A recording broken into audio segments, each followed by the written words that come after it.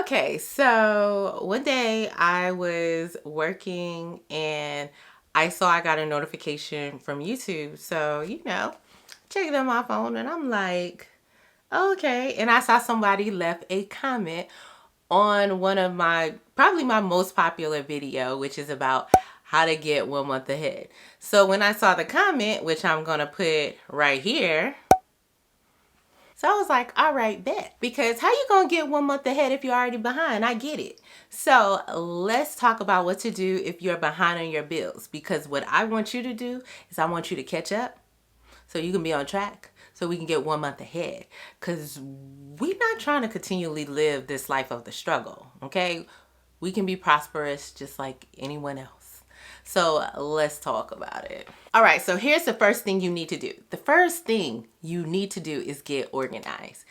Anytime I work with anyone, I talk to anyone about their finances, even when I talk about how, like, when I travel, I'm a little off track when I get back, the first thing I do is I sit down, I look at everything I have. So you got to get organized.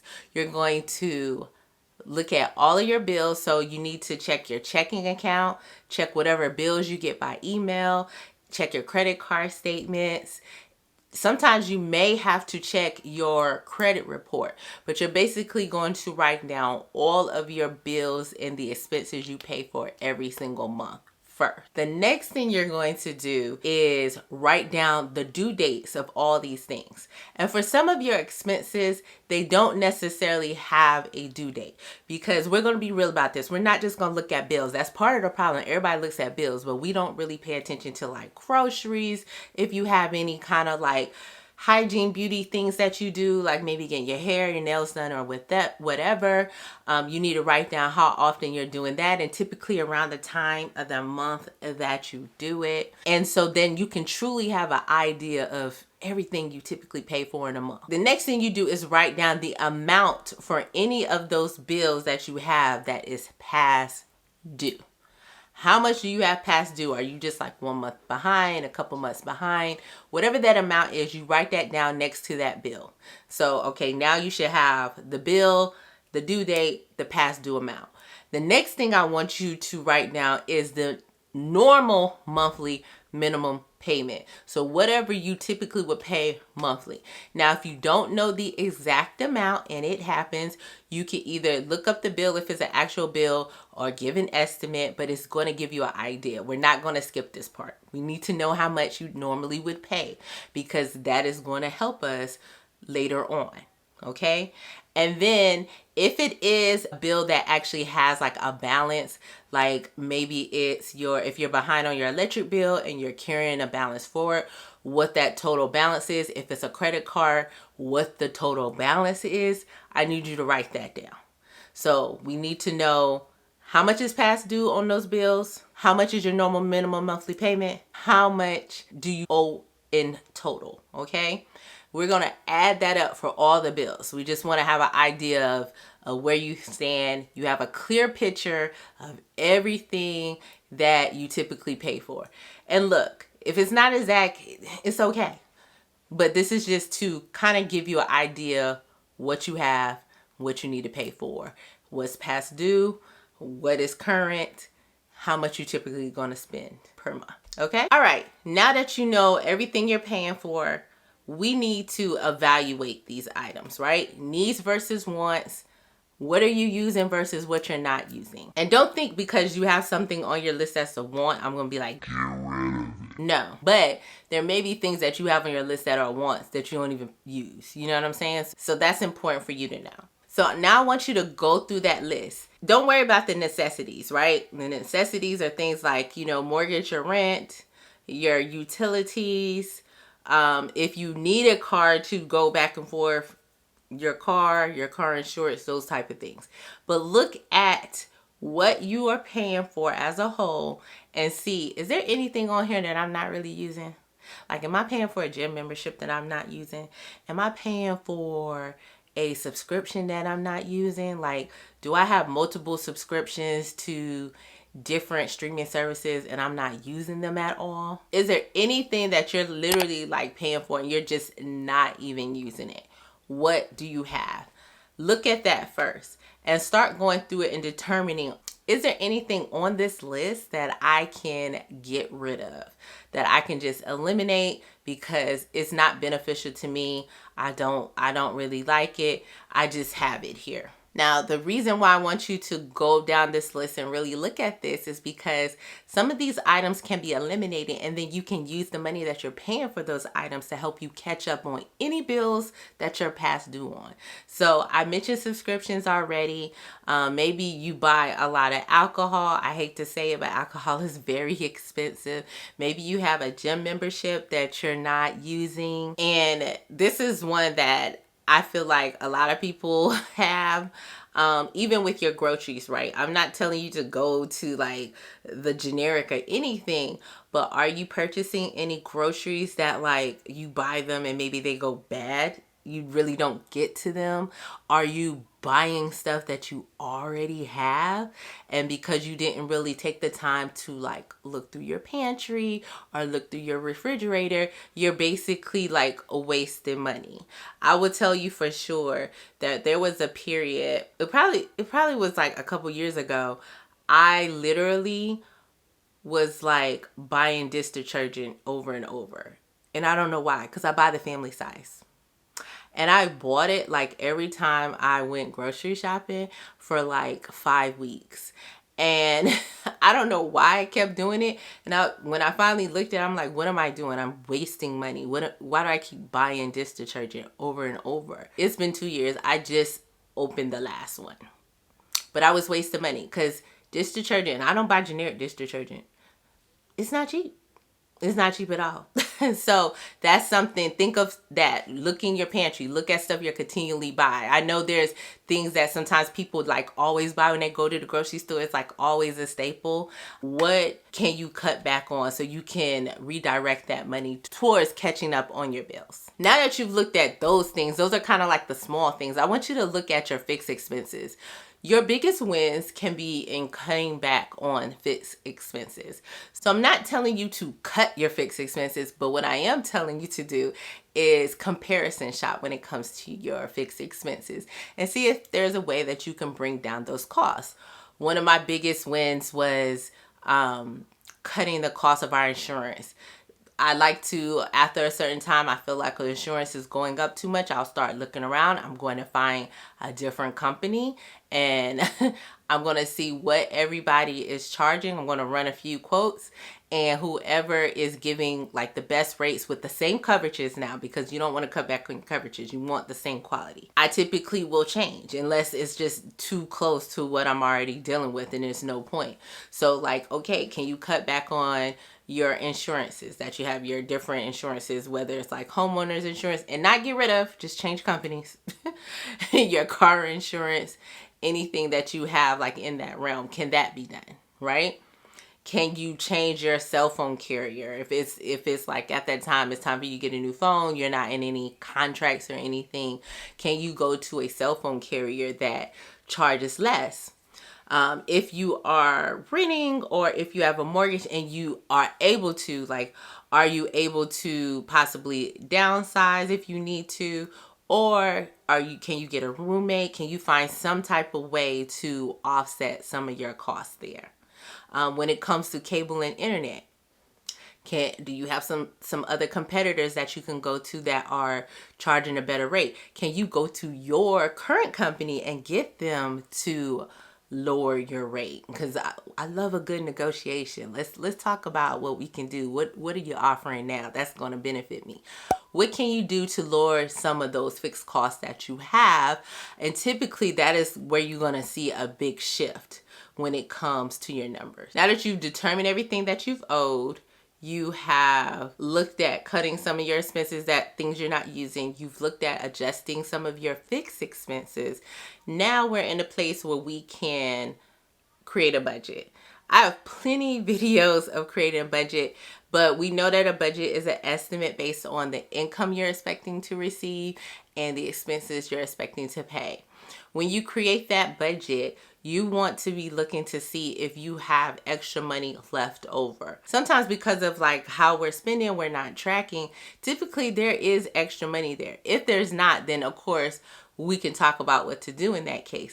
But if you have some extra money that you can allocate towards catching up on your bills, there may be something there. Like if you have an extra, I don't want to say an amount, but if you have a little bit extra every month, maybe you take half of that money or a third of that money, whatever the number is to make you feel comfortable, and put that towards the past due bills that you have so that you can get those caught up. Now, one thing I want to mention while we're going through this process, you do not want to take on any additional debt or add on any additional expenses during this process. If you can, because like we all know that things happen. So don't take on any additional debts, any additional expenses.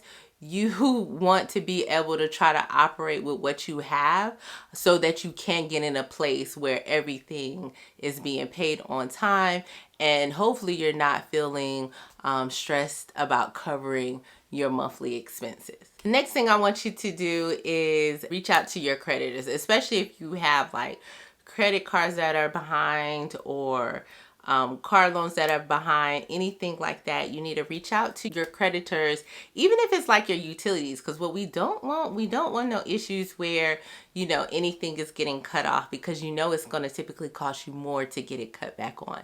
Reach out to them, see if there's any way that they can work with you, especially now because you've set up a budget. You kind of know how the money is going to flow, what you have available to negotiate if possible, and see if they're able to work with you to help you get on any type of payment plan so that you can get caught up. Sometimes they may be willing to work with you in that way. And a lot of times we just don't realize that because you never reach out to find out what is available to you.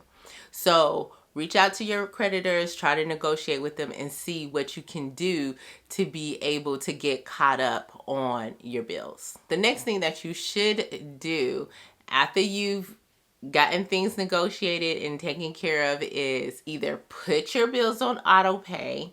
And the way you can do that, because I know a lot of people don't like to put their bills on auto pay, but I'm telling you, it makes life a lot easier, is, you know, I talk about multiple bank accounts, and you have one of the bank accounts is just for the bills. You make sure that money is separated out. You have spending money, you have bill money. But put your bills on auto pay so you can avoid any late fees, forgetting about making a payment, right? Because everybody's busy and you don't have to worry about any extra interest because your bills are being paid. If you're still uncomfortable with setting up auto pay, then you need to set up a money date either with yourself or with your significant other. But you need to make sure that you're paying bills in addition to going over your financials. And the reason why you want to do that is you want to make sure you stay caught up on your bills. A lot of times during the money dates, as I like to call them, you are going to pay any bills due during this particular period. And I kind of talk about like paycheck budgeting, and I talk about it more here. So, you know, just check out the little eye in the sky after this video.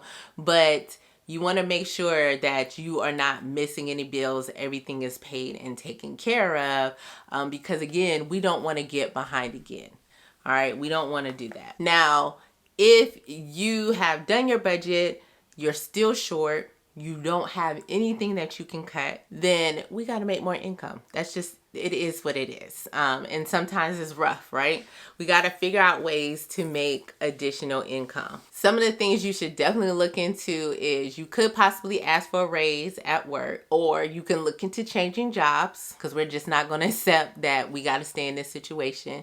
You can look into, you know, doing a different side hustle, especially if you have certain skills. There's a lot of skills out there that a lot of us have that we do not use to bring in more money. I can tell you for a fact, and I've mentioned it on this channel before, I'm really good at baking and I like it. I'm not trying to do a side hustle with it. But if I needed to, at least I know that's something that I could pick up and do, right? So what side hustles do you have? Like, I have a friend, she's really great at braiding. She can do literally any style. She's also good at fashion. So she does alterations, she can make dresses, she does all these things. And so that is a side hustle for her.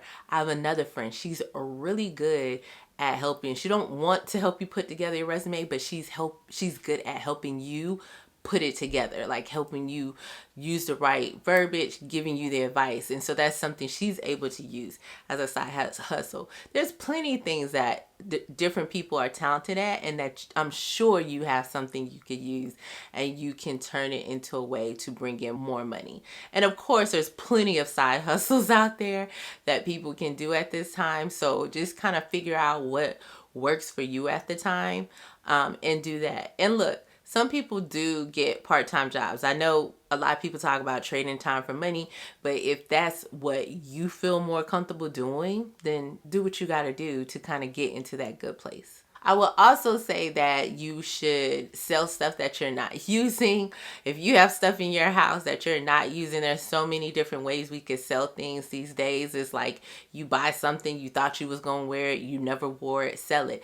You buy something, you wore it once, sell it. You got furniture in your house that's taking up space and you just putting stuff on it, but you're really not using it for the real reason why you purchased it for, sell it. So, you can sell stuff you're not using. You can also try to, and this one is not necessarily a side hustle, but it can help, right? There's certain things that you have to buy anyway. There's so many different cashback apps out there. So maybe using a cashback app to help you, get some money back for the purchases you were going to make anyway. You might as well. And you should do that regardless if you need extra income or not. Like, you're going to buy it anyway. They're offering cash back. Get your cash back. Okay? So those are some ways you can look into to try to increase your income so that you can get caught up on your bills. So once you've done these steps, you should be in a good place to be able to start applying any extra money that you have to getting caught up on your bills. And once you get completely caught up, then you can start working towards getting 1 month ahead on your bills. The whole benefit of getting 1 month ahead is so that you have a little bit of runway if something ever happens and you need to pay bills and you don't have the income there. That is really the main reason why I believe in being 1 month ahead. And I've talked about different ways you can get 1 month ahead. If this is your first video with me, then I talk about getting 1 month ahead with bonuses and windfalls and things like that, but I also talk about how to get 1 month ahead without having a bonus or windfall. It's just a very disciplined process to do. So if you haven't seen those videos, then definitely check those out. Let me know if there are any questions that you have about getting caught up after being behind on your bills. Make sure you like this video and subscribe like all the other YouTubers tell you to do. And I will see you next week with an all new video.